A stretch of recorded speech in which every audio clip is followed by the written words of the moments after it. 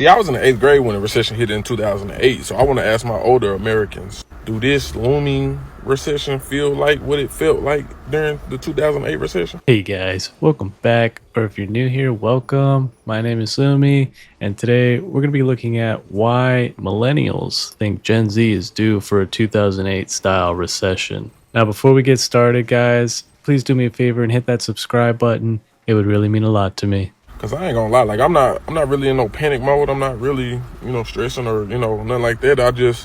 I've been reading and researching like back then, like what were people doing, like what was the economy really like? Was people really that strapped for cash, losing money out their 401ks and stock markets and things like that? Because like I like to read, so I've been like, how did people in the 2008 recession? How did they thrive? Like how did they come out of it better than they went into it?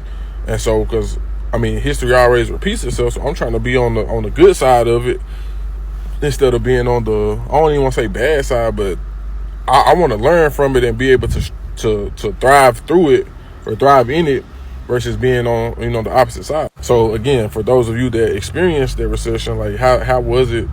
Did it feel drastically different? Did it feel the same, or could you even tell? Like that's kind of what I'm trying to look for during my research. So for me personally, I was pretty young when the 2008 recession hit. I don't really remember it too much. I just remember that my parents lost their jobs. There was definitely a feeling of anxiety. I guess that there was like some transference from my parents to me over their anxiety over just like when the next check was going to come in, when the money was going to come in, because they didn't know. I think we had to basically take money out of the house or savings to get by. But I remember just feeling like, oh man, this is not good, because my parents, they're both looking for work and trying to raise me and my siblings, and it's just like kind of uneasy time. I think they did a pretty good job not freaking me out. I think parents will often like hide it pretty well from their kids, I think. And if they do tell their kids like the major things, like, oh, we lost our job or whatever, like they try to like downplay it a bit. They try not to make a huge deal out of it. But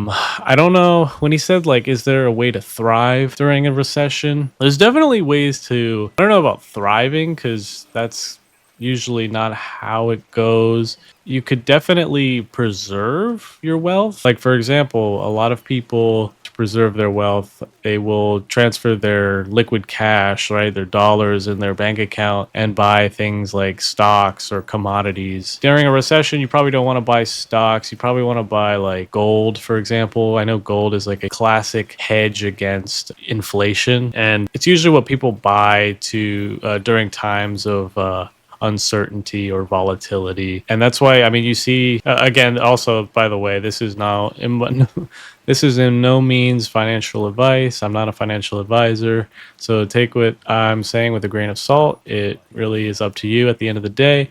But I'm just saying what I've seen and what I've heard and read about in the news and what other people are doing. A lot of people invest in gold during these times to try to preserve their wealth and their basically the value of the dollar that they currently have, right? I don't know if I would consider that thriving. I would definitely consider that the economy will go down, right? And by the way, that's not something to be proud of. Like, it's never a great thing to bet against the U.S. economy or like the people, because if you're not familiar, when unemployment goes up, people lose their lives, and it's not a pretty thing. It's not something that you should be happy about, dancing about. If you make money, like, just, it's not something to be proud of. Like, if you do well, great, but like, keep it to yourself. Don't make a big deal out of it. A lot of people suffer during these times, and it's not something to be happy about. It's definitely something that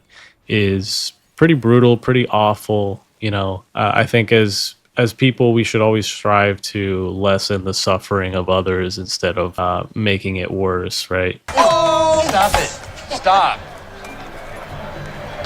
What? You have any idea what you just did? Come on, we just made the deal of our lifetimes. We should celebrate. You just bet against the American economy. Oh, we did? Yeah.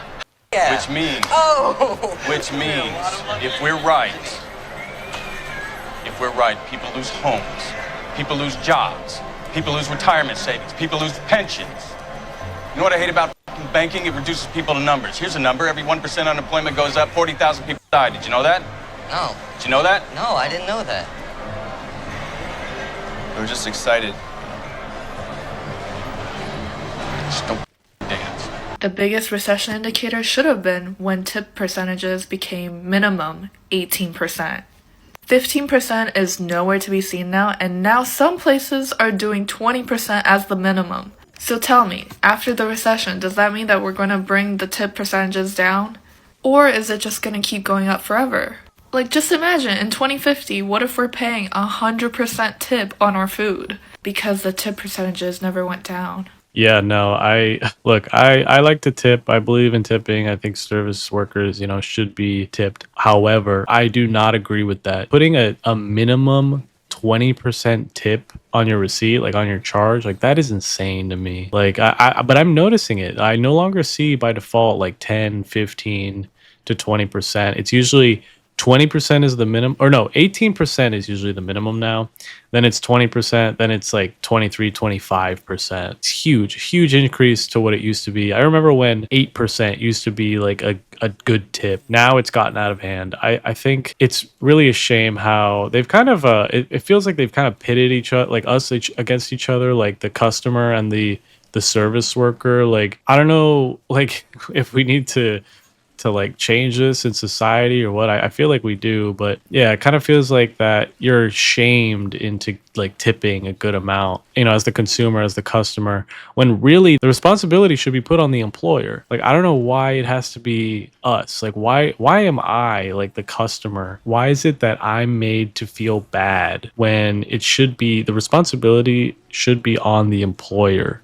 Like, you guys should already pay your workers a decent livable wage. Like, the responsibility should not fall on me. When you say it out loud, you realize how ridiculous it sounds. And I hate the whole like shaming thing behind it. Like, that just makes it 10 times worse. But I mean, I'm getting to the point where I don't care anymore. Like, if your little machine says minimum like 23%, 23 to like 30% tip, I'm going to hit custom tip or no tip, because that is just way too much. Like, this is why I don't even like to go out anymore, because it feels like, one, it's just so freaking expensive, and two, you're kind of shamed into tipping like these high outrageous amounts. Like, I'm sorry, but like, I'm out here struggling too. Like, this should not fall on me. This should be, this should fall on the people who are making the most money, which is the business owners, like, pay your people a decent wage. My God, it's not that hard. I'm sure you can figure it out, but it's like the fact that they have this opportunity to make a little bit more money, they'll take it, They'll put it on the consumer and just rely on the consumer to pay out the tips. It's really just egregious, and I don't know. I kind of hope that we see some change soon, because I personally can't afford it, and if it keeps going up, I definitely won't be able to afford to tip anymore. Unfortunately, like, I want to, but I just can't. If Trump has you scared about a recession or the stock market crashing, I need you to understand one thing. And if you understand this one thing, I almost fell, y'all. And if you understand this one thing, you're going to make a lot of money. It is simple. Recessions make millionaires. The reason is, it's just that everything is going to be on sale. So as an example, that house that you cannot afford right now is going to be on sale in a few months. And if it is, you can scoop it up on a deal.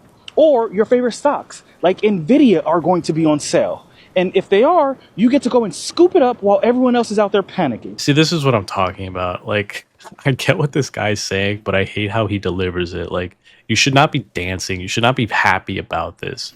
It's not a good thing. And like, what he's saying is, yes, it's true. Like, you can make a lot of money during times of uncertainty. I think people, like everyday people, can make a lot of money during these times. When it's definitely a lot harder, it's more in favor of the wealthy or the people with like older money, during normal times, during at times of economic booms, like those are the people who make the majority of money. But the people who make a lot of money, who really have come from nowhere, like they have no background in this stuff, they're the ones who make the most during times of uncertainty, because yeah, like he said, basically everything's on sale. Stocks are cheaper, houses usually come down, like everything just comes down, right? But that's just to say, like, don't be happy about it, man, because it's not a good thing. It's a very, yeah, I just want you guys to be aware of these things. I think it's interesting. I think it's important to know. Um, and yeah, I just want all my followers to live their best lives and to be safe and happy. Like, I just want us thriving, and I want you all to be informed and prepared. So, but anyway, guys, I hope you got something out of it. If you did, please drop me a like down below. Dislike it if you dislike it. Let me know in the comments what you think. What are your current strategies right now preparing for the recession? If it does indeed come, I think it is coming, and I am preparing for it, but I'd love to hear what you guys are doing. And as always, if you enjoy this sort of content, please consider subscribing. It would help me and the channel go a long way. But anyway, guys, I will catch you in the next one. Later.